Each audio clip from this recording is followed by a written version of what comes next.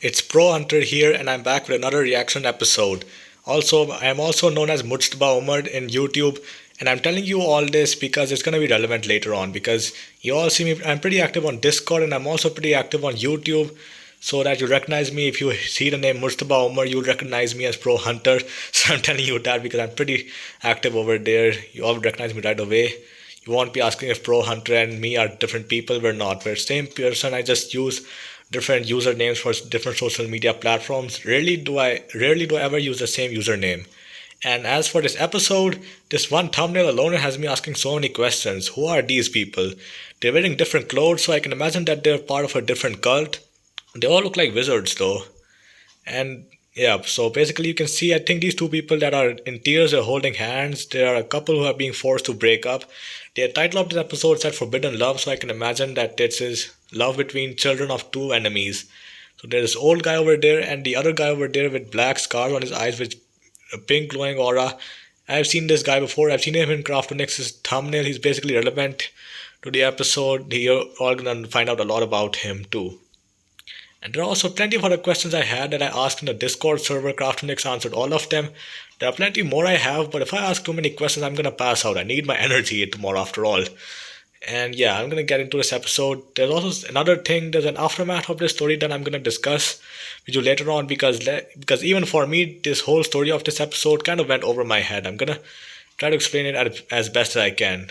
Now let's start. Right, this episode is just so exciting. Okay, it's a shielded village. Oh, who's that? Senior Guardians. That's the name of the people who live here? It's a Lunarian wizard.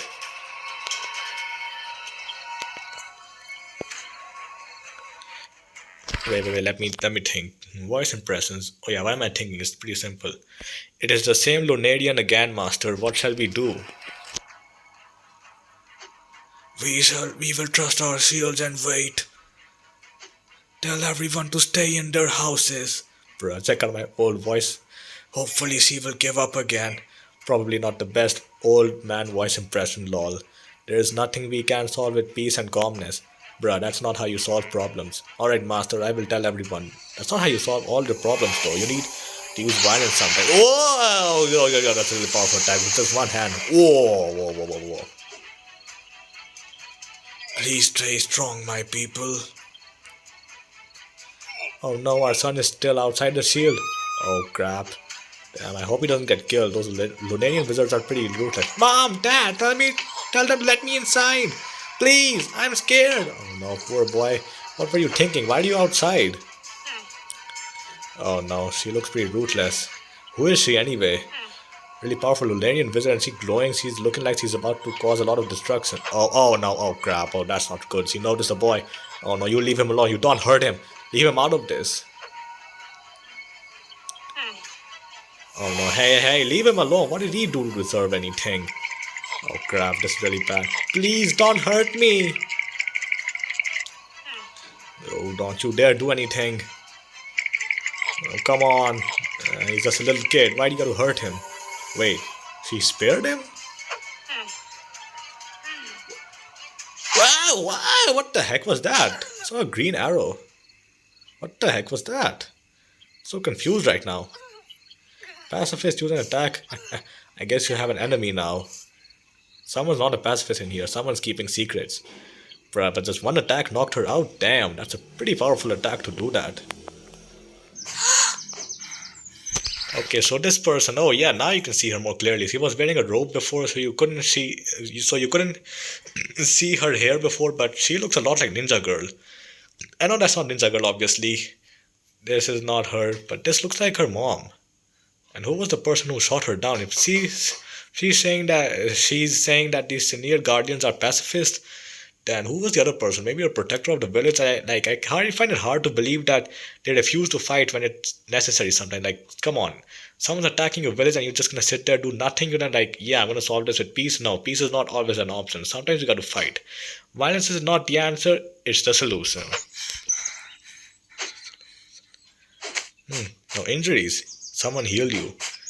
But why would they help you for? But I guess even an enemy. Good morning. Oh, that's the person. You slept very long.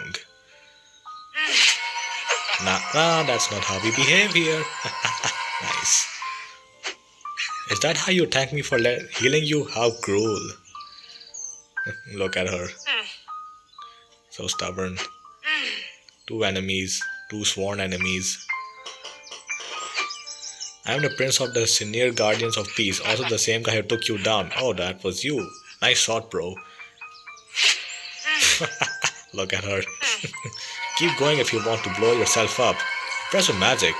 You are not a Lunarian. You are one of the 12 daughters of the Lunarian master. Oh, 12 daughters. That's a lot. Kind of reminds me of how Aku and Samurai Jack had about, I think, 7 or 6 daughters. I don't remember the exact number. But I know he had that many daughters. And, well, the process through which they were born was not a very calm process. It was a pretty disturbing thing. Like, come on. They put that in a cartoon, but then again, it wasn't really a kids' cartoon at that point. Adult Swim had picked up that show, so there were some more realistic storytelling in their scenario. Or shall I say, daughter of the chosen one. So yeah, I'm probably gonna do my normal voice again because then again, for certain characters, I'll choose a different voice. I'll try to variate it slightly. It's not easy for me. I can't really tell if I'm variating or if I'm still using the same voice. It's kind of hard for me to do voice impressions, but I am doing a pretty good job at it. I am giving it my all.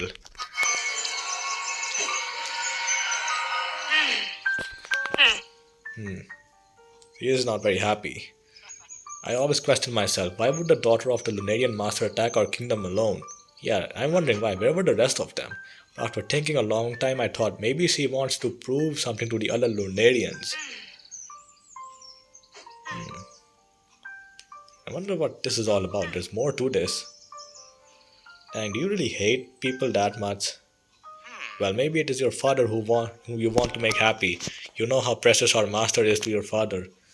Yeah, I'm wondering what went wrong. Like, usually in the last episode, well, not the last episode, the first time we see the Lunarian wizards, they attack in a group and they were attacking during a blood moon. This time they weren't attacking during a blood moon, it was only one, and she was attacking on her own, but they're pretty powerful though. Like, that was a really powerful attack that just like shook the whole kingdom. It kind of like shook the whole place.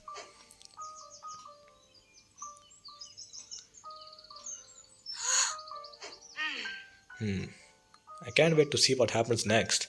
Maybe it is even more than that. Maybe you are not even popular among your sisters. Maybe you try to change that desperately. He's getting true. Maybe your father likes your sisters more than you. Could this be true? He's getting true to her. She's changing her moves. Is this why you come over here to bring our master all alone? To not be a disappointment anymore? He got true to her. She knows he's telling the truth. How did he find out? Why did you not attack the child? You are a Lunarian, the first one I met who shows mercy. Yeah, agreed on that. That was strange. Is this what makes you feel like you need to prove to him something?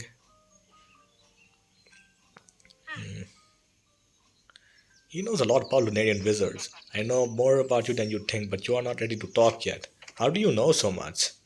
I need to talk to my father. Don't try anything stupid.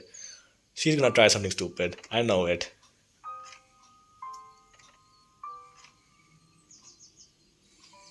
She's thinking. You're gonna try to escape. Well, don't forget this place has magic on it. You can't escape. When did you learn to use offensive magic? Are you out of your mind? It is against our principles, even if we talk about Lunarians. Seriously? Kidding me? I'm sorry, father, but the child was in danger. Yeah, I agree. Sometimes offense is the best defense, they say. Seriously. Like, come on. Say, for example, someone's about to end your life, but you're still gonna be like, no, I'm not gonna fight them. If I fight them, then I'm going against my beliefs. Like, come on. Sometimes you gotta fight. You can't stay peace forever. Nothing lasts forever. Nothing is indefinite. Everything is finite. Things end eventually. Sometimes you gotta prepare for war. What if the Lunarian wizards decide to attack your village again? Do you really think your shields will be able to survive against them? Especially during a blood moon. Like, they were so powerful, boosted during a blood moon. Do you really think you can survive against them if they decide to attack again? Are they like this near guardians and the Lunarian wizards sworn enemies or something? Or do the Lunarian wizards just hate other magic users who are basically lower class than them? No one used attacks in our kingdom for hundreds of years. My son should be the last person breaking this rule. Damn, so stubborn, old man. I don't care what the situation is. We will always choose peace. Yes, I'm sorry, father. Oh, wait, what happened there? Why is there smoke coming out of it? What happened over there? Oh, she tried to escape and then got blasted with a spell of magic. You really tried to flee? I told you. You would only hurt yourself if you tried to break the seals. Shut up. Why am I doing that voice impression, bruh?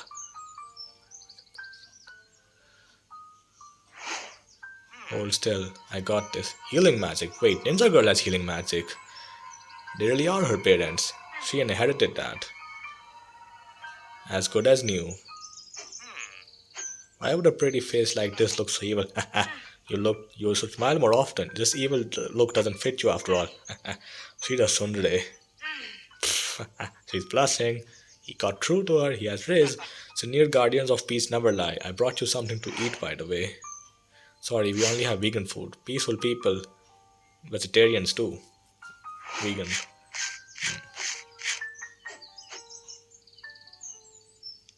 My father hates me now. I highly disappointed him. No, you didn't. You protected someone. He should be proud of you. Sometimes it is not easy to be like everyone else. You maybe know that feeling. Yeah, being different is okay. Let me guess, you did not attack the child because you don't like to hurt the innocent, right? You can lie to him, but you can't lie to yourself. Everyone knows that. Is that so?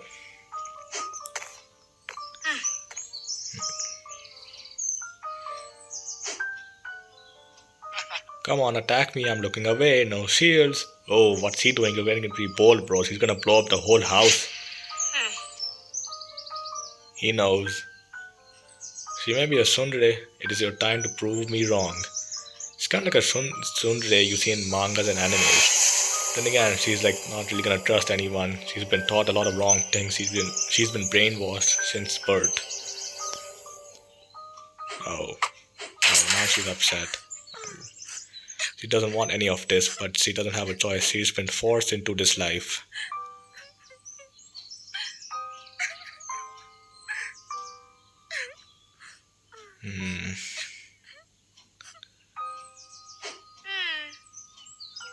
Yeah, I mean, you don't have to kill anyone if you don't want to. It's just the wrong mindset.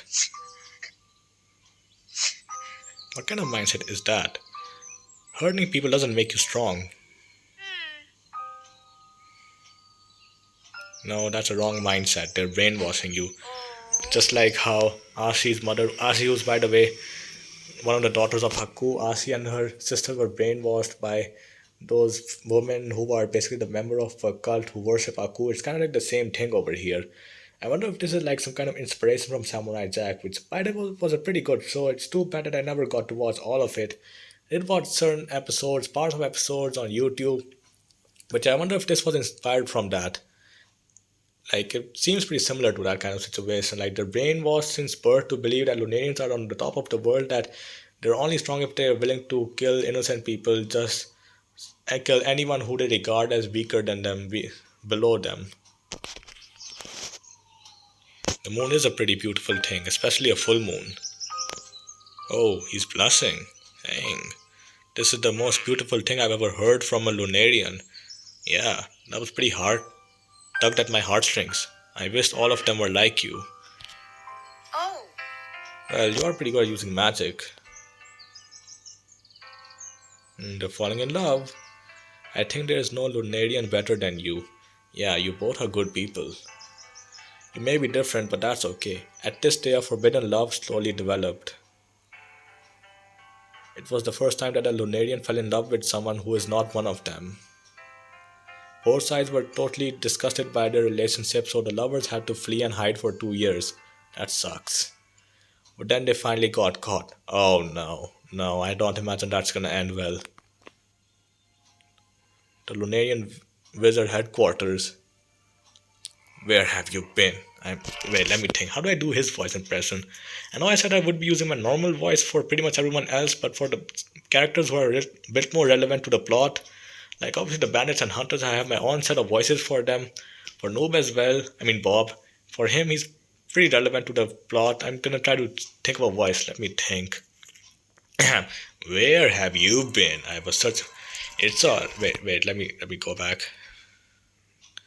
Where have you been? I was searching for you for 2 years.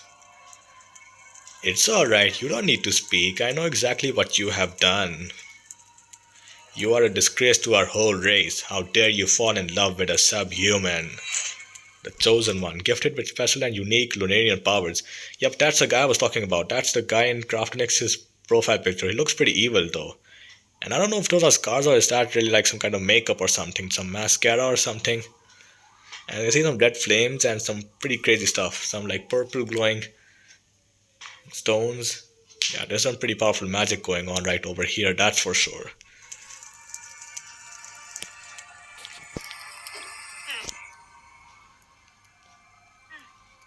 Yeah, I agree. No one's, disgrace. Burn her alive. Look at you. You already sound like those low class humans. There is no way my blood flows through your body. She's better than the rest of you. You all just kill innocent people. Fine, I will help you with that. Wait, oh, what's he doing? Oh no, I don't like the look of that. That circle is glowing red. Oh, what's happening? What's going on? I don't like this. I'm scared. What's going on? What? What's? Oh my God! Whoa! Gee, what the heck is that? You okay?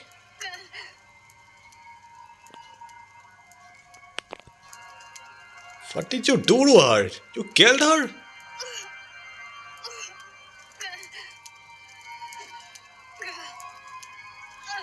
You curse her? What did you do? How dare you? Let her go. But master, why are you? I will not repeat myself. I cursed her with a special treatment for traitors like her. Your own daughter? She can never use her Lunarian powers again. In fact, her own aura will slowly destroy her from the inside. Not just her, but anyone around her who doesn't carry our blood. What did you do? You cursed her? She's gonna die a slow, painful death? How could you do that to your own daughter? Do you not even care about your own children? Do you only see them as followers and nothing else? A mere tools to use as your means of success? Where are you, Melissa? Yo, Melissa! Oh, wait, Hayden! Predicted, well, that's not technically Ninja Girl, but Hayden still predicted a name. He predicted Ninja Girl's mom's name. Hayden, you're pretty good at this.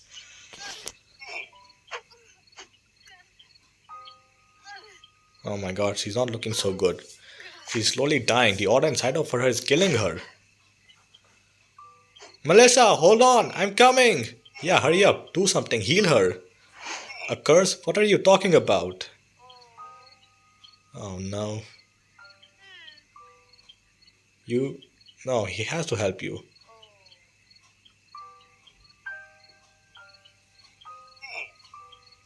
No, I will not. This is what they want. Yeah, you must be better. We will find a cure, but what about Luna? Luna? Wait, Ninja Girl! Ninja Girl! Someone predicted her name. I saw in a community post earlier. Someone said that her name could be Luna because she's a Lunarian wizard. That name sounds fitting. Someone did predict that. I don't know who that person is, but good job on you. You predicted a name just like Hayden did. Oh man, this is so good. I wonder how Hayden is gonna react when he kind of was almost right about Ninja Girl's name. That technically was her mom's name, but he did technically predict her name. I always had a feeling that I would hear the name Melissa in Craftonix's animations. I had a feeling because it sounded pretty fitting. It sounded pretty good for Ninja Girl, but Luna, yeah, I like that name even better. Oh, that's baby Ninja Girl right here. So cute. Yeah, they're gonna make her evil. Yeah, she better not. She's better than them. She does. She saves a life. She saves a lot of lives. And we're back to the present. Wait, Ninja Girl's not awake yet? I thought she would be awake. I was thinking that because we would find out about her past, it would mean one thing, that Ninja Girl wakes up and she tells them about her past, which honestly I wasn't really looking forward to seeing, because seeing Ninja Girl in her weakened state, who's already been through so much, to open up her traumatic past was probably a bit too much. But hopefully Ninja Girl wakes up in the next episode, because she doesn't deserve to die just because she's a Lunarian wizard. She's not evil like the rest of them. That's just a mindset that's been integrated into everyone's head, that they're evil. It's all her ancestors' fault again. But yeah, there's also another thing, is the after story of this episode. I'm gonna explain that right now. So let us get into that. It's over here somewhere. There it is. The whole story of Ninja Girl's mom, Melissa, she had a different name before, but the community really likes this name, so Ninja Girl kept her original name Luna instead of her, and the mom got his this name. Yep. Community liked this name. Hayden predicted this, suggested this name. Melissa would have been pretty nice for Ninja Girl, but Luna is not really a bad name. I like that name. It does suit Ninja Girl as well. It's not in the episode, but her dad's name is Arthur. Yep. Dad's name is Arthur. Nice. I knew they were her parents. They look pretty similar. Like the woman looked pretty similar to Ninja Girl. You can see that, so I figured that was her mom. Melissa has a huge family. She is about 30, 37. Oh my god, hold up. Did I hear that correctly? 30 siblings. How is that even possible? Are you telling me that they can use magic to create babies that easily? What the hell? Of course, not all of them are from the same mom. The master of the Lunarians, the chosen one. Wait, not from the same. Oh, no, don't tell me that. Yeah, come on, Bran. That's just messed up. How many different women were there? He is gifted the master of the Lunarians, the chosen one. He is gifted with the most powerful and special Lunarian powers. Lunarians exist for thousands of years, and there will always be one Lunarian who was chosen by the moon to be the leader. The Lunarians never doubt the selection and instantly worship that person, no matter who that is. One of the unique abilities of the chosen one is to age slowly so he can live through many lifetimes. This is why Melissa has so many siblings. Many of them could be her grandmother slash father by the age. This makes the family of the master the biggest one of the Lunarian clan. So he can live for a really long time. The master, whoever it is chosen by the moon. Interesting. So I don't really know. This is so deep. This is really complicated.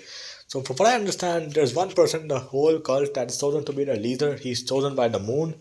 So like the moon is sentinel. It can like choose people to lead. I don't really understand what the heck that's supposed to mean. And there's plenty of other symbols too that need explaining. There's like I don't really understand what those symbols are supposed to represent. There's some written text over there that Craft next. You better explain that soon as well. Radiants have a very high racial pride. They feel like the most special people born on the earth. Because of the strong magical powers they have inherited, their aura is extremely high even without training. Yeah, that explains how Ninja Girl was able to KO that aura powered Widow Dragon. She's never used aura before, but her powers came to light when she saw that Pro was killed by him. She snapped. She's probably been through a lot in her childhood, so that's why that when she found Pro, she never felt loved before. She was scared, always was into really bad situations, so she needed someone to protect her. And Pro was that person, and when he died, she just couldn't handle it. She just couldn't accept it. So she snapped. Their aura is extremely high even without training. Once it is unlocked, one Lunarian could defeat whole armies. Whoa, yeah, no, there's no doubt about that. Like, I've seen them in action before, and their attacks are really powerful. A few hundred years ago, Lunarians decided to take over the world. They were sick of weak and power hungry kings, politicians, and leaders. Oh, yeah, excuse me for a second. I'm gonna take a break. I'm gonna go drink some water. My throat is really dry from all the talking. It's why I kept some next to me.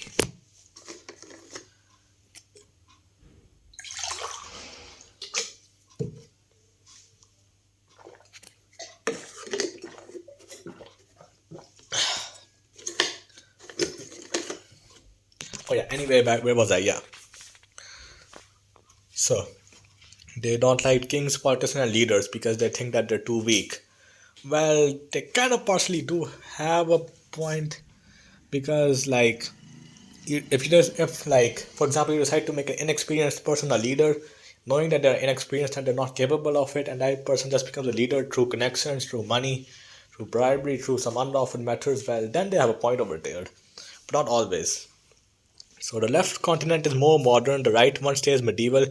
Bandit adventure life happens on the right continent, while people like Noob's family lives on the left as well, the orphanage. That's why there is a police. While on the right continent, you see villages and more like a medieval lifestyle. Instead of many individual corrupt and weak leaders, Lunarian wanted them all to be gone completely and rule the world as one. They don't like the idea that there are kings out there who could not even defeat a cow, but who rule over kingdoms. For Lunarians, leadership means power. Only someone who is worth it and someone and who is very powerful should be lead the world. The leader should be stronger than even his own army. So the desire to rule the world doesn't come out of nowhere. They have their reasons. Well, you kind of see that they don't like the fact that people who are unworthy of being leaders decide to be leaders, like they become leaders and no one questions it. And I the strongest are the leaders. Well, that I agree with. A strong person should be a leader, but doesn't mean necessarily physical strength. Physical strength isn't everything. You must be mentally strong too to be a leader. You must be good at making decisions, good at leading people, good at taking care of them, be able to take others' opinion into consideration. There are many other qualities of a leader that you should have. It's not always physical strength. Well, being in a good shape is important generally. You should just be healthy always. This mindset led the Lunarians to get into war with the whole world. They hunted down many leaders, kings, politicians, no matter what kind of leadership. They think that they are the top. Seriously? You don't even question their leadership? Like, come on. You're really gonna hunt down them without even trying to verify if they're worthy or not? Like, I would understand if they decided to hunt down the non worthy ones, the evil ones, the corrupt ones, that ones is understandable. But hunting down everyone just thinking that, oh, so there are a few bad leaders, bad government, corrupt kings, and just because of that, I'm gonna assume that all of them are like that. No, no, they have poor judgment on their part. And no, what makes you think you're the right one to lead over humanity? Humanity does not belong to you. Humanity as a whole is a concept of this world. They think that they're at the top and should watch over humanity just like the moon itself, where their powers come from. Of course, the world did not like this idea at all and fought back at the Lunarians, often with no chance at all. Eventually Lunarians been hated by the world. They've been considered as evil and martial beings. Yeah, that explains the Dark Master's reaction to Ninja Girl. He thinks that she's evil because she is a Lunarian wizard, which is not true at all, but because so many Lunarian wizards have committed so many atrocities and war crimes, it's been kind of integrated. So if anyone else ever recognizes that circle, they're gonna automatically think that Ninja Girl is evil, not even hitting from her side. It's kind of sad, really. Just you can see this kind of stuff happening in real life. That just because of the actions of a few people, you're gonna judge everyone like that. Like it's pretty bad judgment. You shouldn't judge people that easily. Like just because of the action of a few, it shouldn't affect your judgment. Like if like this might not sound like a good thing, someone might get mad at me if I say this, but I'm gonna say it anyway. That if your judgment gets affected so easily by just an action of one person, you think that every other person is a bad person because one person betrays your trust. You had poor judgment to begin with. All Lunarian, they've been considered as evil and martial beings. All Lunarians follow this attitude except for many few ones like Melissa. But people like her are scared to share their opinion. They are brainwashed since birth.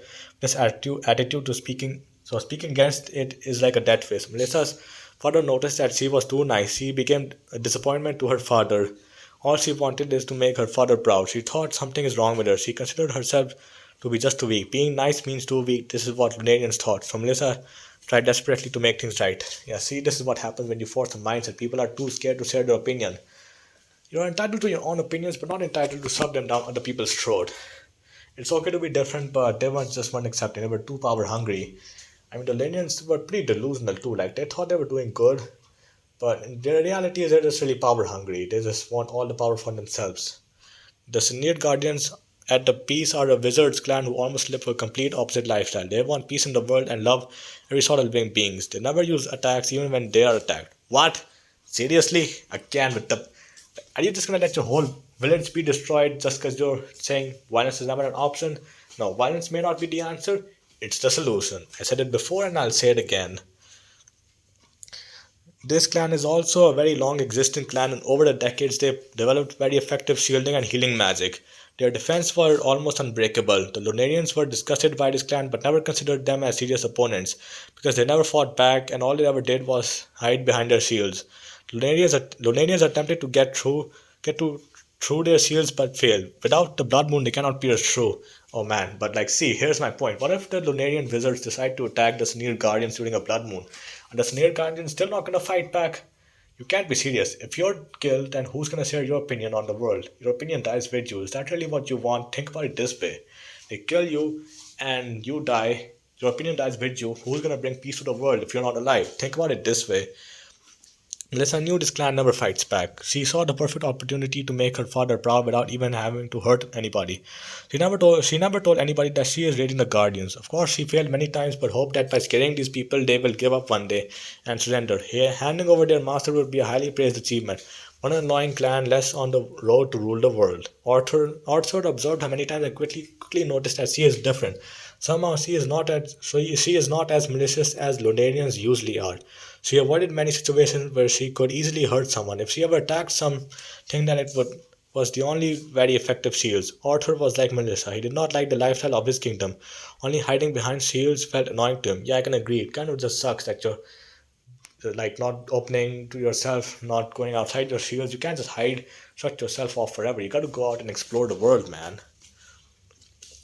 Secretly learned offensive magic attacks and treacherously caught her with it. Arthur kept Melissa hostage, and soon they found out how similar they are and their problems are. It took a few days until they both developed a secret relationship.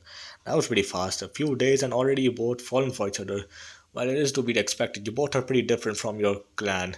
Melissa being nice and merciful and human, while Arthur decides to try out new stuff and not just hide behind their shields, and Melissa just actually thinking before doing anything. Like the Lanes did, they're just pretty dumb for just not even questioning something. Like you don't just they're too much full of blind trust to be able to do anything good.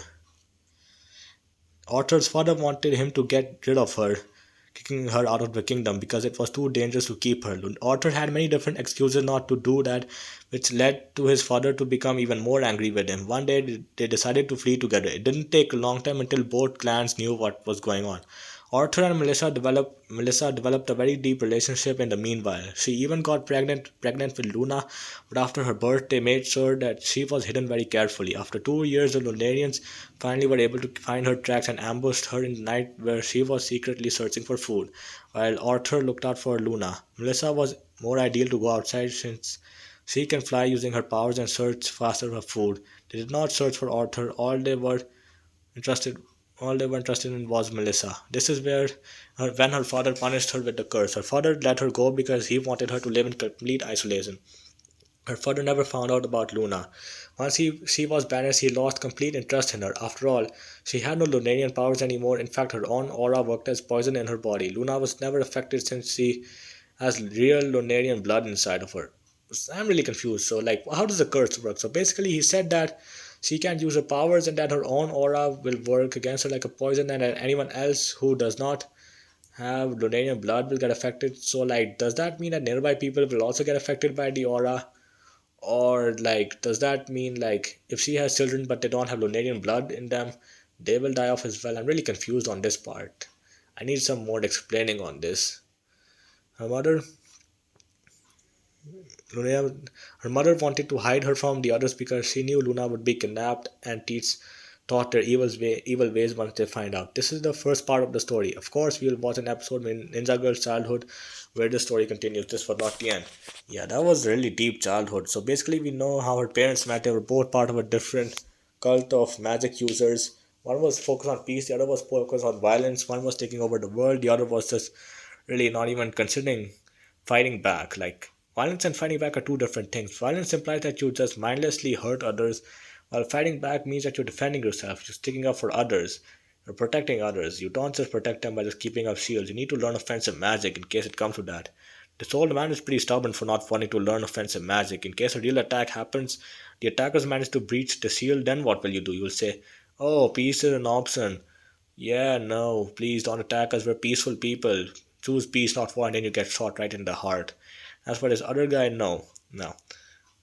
Like, I don't really get what you think. I don't get what that kind of mindset is. Like, why do you think killing all people just because of the action of a few? You don't like leaders, politicians, and kings and their leading style? Fine, that's fine by you. But that doesn't give you the excuse to kill so many people because of it.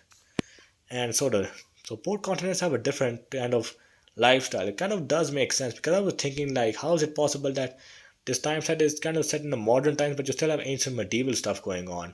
Like I was thinking maybe this is kind of like a universe where it's set in modern times, but you also have aura users, magic users, all kind of stuff in the mysterious wild.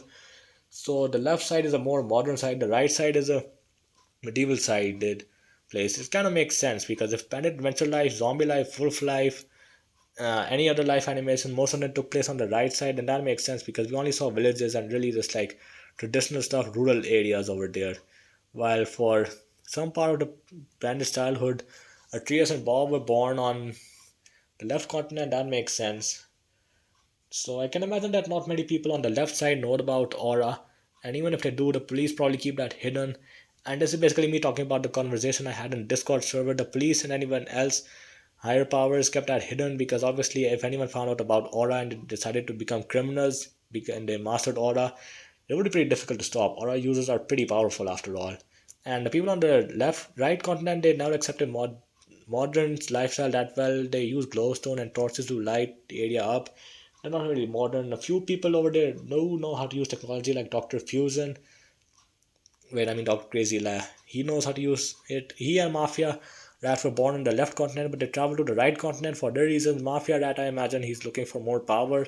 He probably heard about the aura stuff and magic use and was just even more interested. And Dr. Crazy just wants to continue his research in complete isolation, probably because people are questioning his ethical morality.